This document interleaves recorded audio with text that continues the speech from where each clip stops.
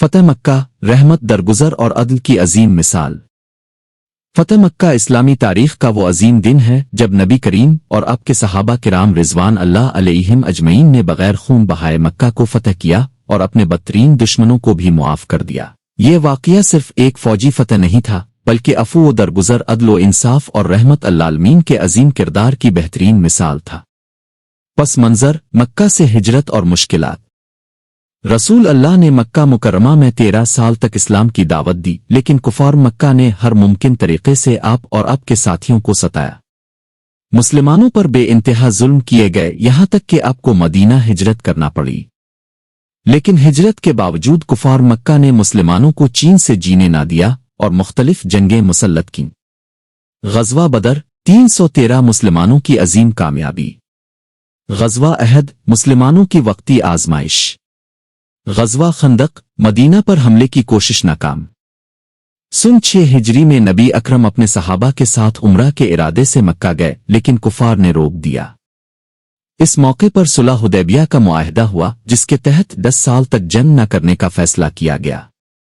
لیکن 2 سال بعد ہی قریش نے معاہدہ توڑ دیا۔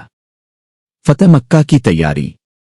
جب قریش نے صلح حدیبیہ کی خلاف ورزی کی تو نبی اکرم نے اس کا نوٹس لیا اور 10 رمضان 8 ہجری کو 10:00 صحابہ کرام کے ساتھ مکہ کی طرف روانہ ہوئے۔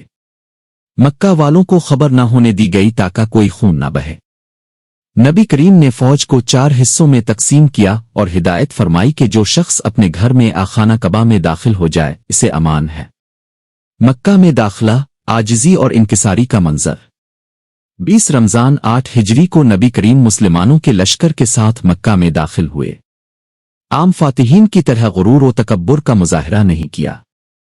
سر جھکائے ہوئے تھے، عاجزی کا اظہار کر رہے تھے۔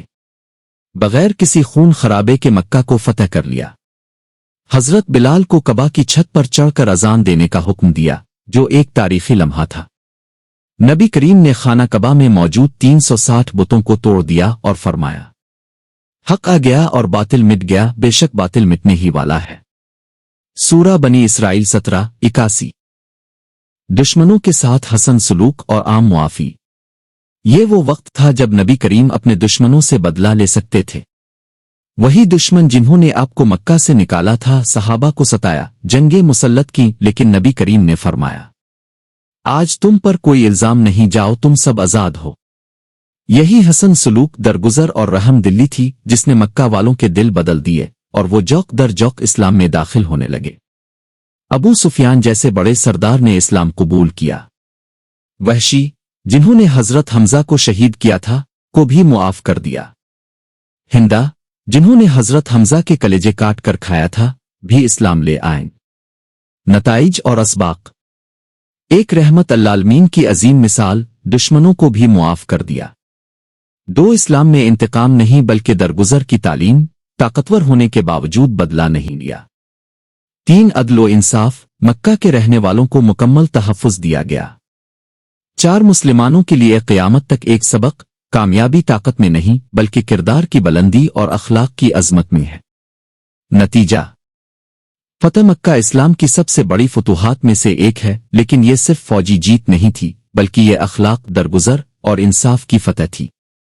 یہ واقعہ ہمیں سکھاتا ہے کہ طاقت اور اختیار ملنے کے بعد بھی عفو و درگزر کو اپنانا چاہیے۔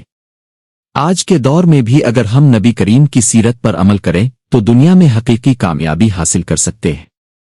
اللہ ہمیں نبی کریم کے نقش قدم پر چلنے کی توفیق عطا فرمائے۔ آمین۔